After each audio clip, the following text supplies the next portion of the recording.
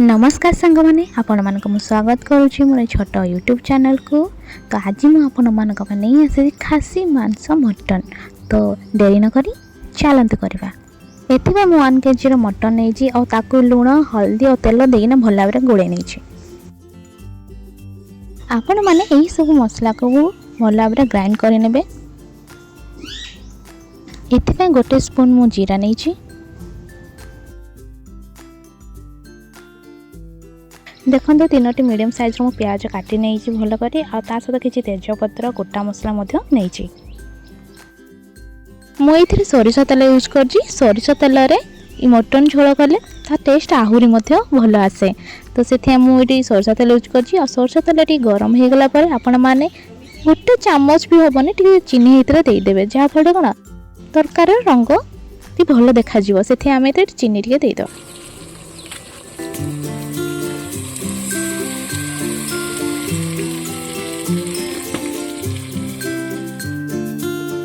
गोटे चामच हल्दी आ गोटे चामच मु इटी लुण दे स्वाद अनुसार आपण क्वांटिटी देखिए आपण से अनुसार लुण देबे।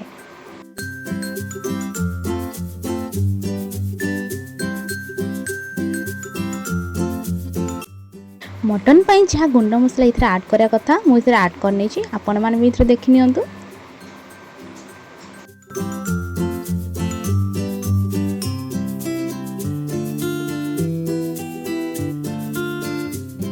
ध्यान देवे आपण माने मसला को समय दे दे के भल भाव कषि नवा। मसला को आम जी समय दे दे भल भाव कषिबा मसलार टेस्ट आहरी 2 गुण हो जाए थाए। मसला कषिला केबे भी आपण माने तरबर हेबे नहीं।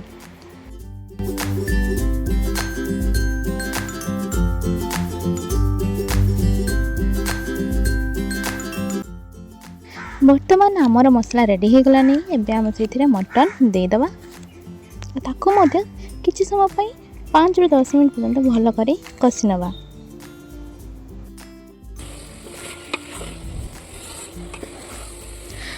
मटन को मझे मझे आपण माने घोड़े घोड़े भल भाव कषि नेबे। मटन 50% हो सारा पर आपण से भाजिकी रखिथे आगरू आलू को देदेवे से ताकू मध्य भल भाव आपण माने गोड़े नेबे।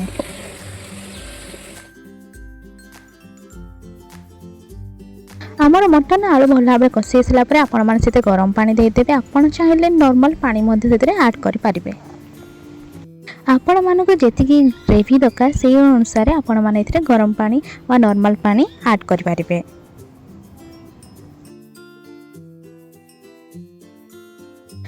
आपण माने या को लो फ्लेम रे मिनिमम 1 घंटा पई आपण माने या को छाड़ी देबे।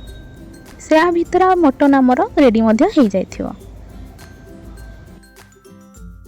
देखंतु केते सुंदर भाव रे आमर मटन झोल तैयार ही आसलानी। आपण मानकु जदि वीडियो भल लागिथिबो तो लाइक करिवे, सब्सक्राइब करिवे और सांग मन सहित शेयर मध्य करिवे।